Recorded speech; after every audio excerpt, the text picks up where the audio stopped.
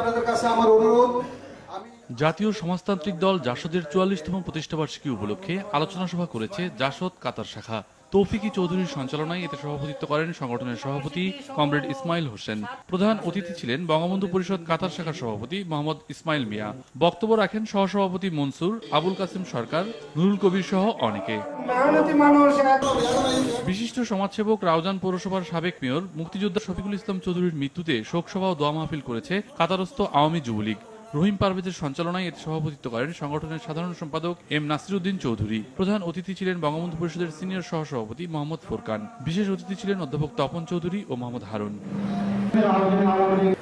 বঙ্গবন্ধুর কনিষ্ঠ পুত্র শেখ রাসেলের জন্মদিন উপলক্ষে আলোচনা সভা করেছে মালয়েশিয়া ছাত্রলীগ লিংকন কলেজ শাখা। কুয়ালালামপুরের কেলানা জায়ার এই অনুষ্ঠানে সভাপতিত্ব করেন মোহাম্মদ সাইফুল ইসলাম। প্রধান অতিথি মালয়েশিয়া ছাত্রলীগের যুগ্ম আহ্বায়ক ওয়াসিম ওয়াজেদ ছাড়াও বিশেষ অতিথি হিসেবে ছিলেন শেখ মিনহাজুর রহমান, মশিউর রহমান, সাব্বির, মাসুম, শাহিন সহ অনেকে।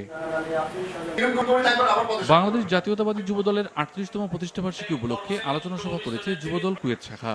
মাহফুজুর রহমান মাহফুজের সভাপতিত্বে ও শাহজাহান সবুজের সঞ্চালনায় এতে প্রধান অতিথি ছিলেন কুয়েত বিএনপির সভাপতি প্রকৌশলী আশরাফুদ্দিন। বিশেষ অতিথি ছিলেন প্রকৌশলী কাজী মনজুরুল আলম। বক্তব্য রাখেন আবুল হাশেম এনাম, হুমায়ুন কবির মাইমুন, আহমদ আলী রানা সহ আরো অনেকে।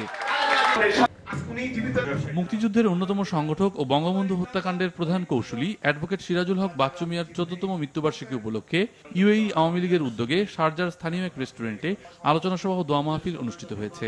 আলহাজ আল মামুন সরকারের সভাপতিত্বে ও জিএম জাগিরদারের সঞ্চালনায় এতে বক্তব্য রাখেন শাহ মোহাম্মদ মাকসুদ, আব্দুল হক, মোহাম্মদ জাহাঙ্গীর আলম, কাজী মোহাম্মদ আলী সহ অনেকে। রাউজান উপজেলা আওয়ামী লীগের সভাপতি ও পৌরসভার সাবেক মেয়র শফিকুল ইসলাম চৌধুরীর মৃত্যুতে রাউজান সমিতি দুবাইয়ের উদ্যোগে স্থানীয় একটি হোটেলে শোক সভা ও দোয়া মাহফিল অনুষ্ঠিত হয়েছে।